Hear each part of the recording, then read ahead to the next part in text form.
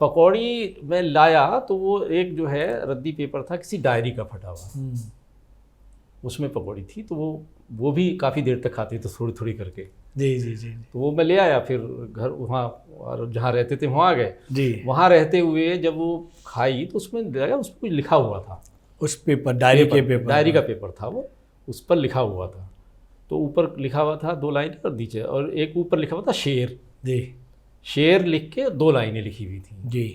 तो वो लाइनें थी, अगर तुम तैश में आकर मेरा खत फाड़ भी डालो, तुम्हारे पांव चूमेंगे मेरी तहरीर के टुकड़े। वाह वाह वाह वाह। मैंने पढ़ा उसको और ये लगा कि ये इस तरह से 2 लाइन जो होती है उसको शेर कहते हैं। जी जी। ये और बहुत अच्छी लगी। और उसके बाद से अगले 8-10 साल तक जितने भी मैं ख़त लिखता था, उस समय पत्रों का ज़माना था, पत्र लिखे जाते थे, तो उसमें आखिर में ये 2 लाइन जरूर लिखता था। क्या बात है कि अगर तुम तैश में, भले ही वो अम्मा को लिखें, पिताजी तक को ये लिख देते थे। उस समय ये नहीं था कि ये किसको लिखना है, क्या है।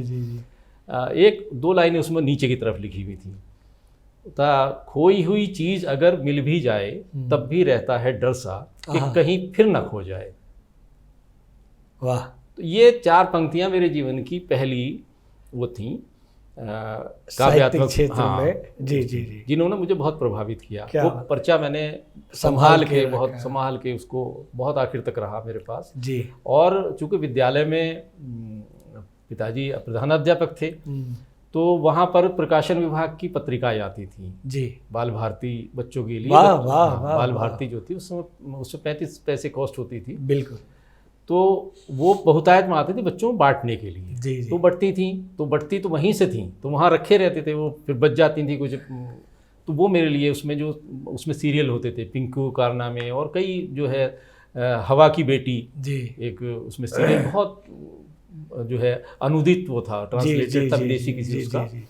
तो वो मैं पढ़ता था, पढ़ने का शौक मुझे रहा उस समय। जी जी। तो वो धीरे धीरे, और पिताजी हमारे बहुत पढ़ाकू थे, वो उपन्यास और किताबें पढ़ते, उनका पूरा आप देखिए कि विद्यालय में भी एक वो था लाइब्रेरी, तो उसमें भी वो पढ़ने में लगे रहते थे और उनकी व्यक्तिगत जो है स्टॉक भी बहुत था। वाह वाह।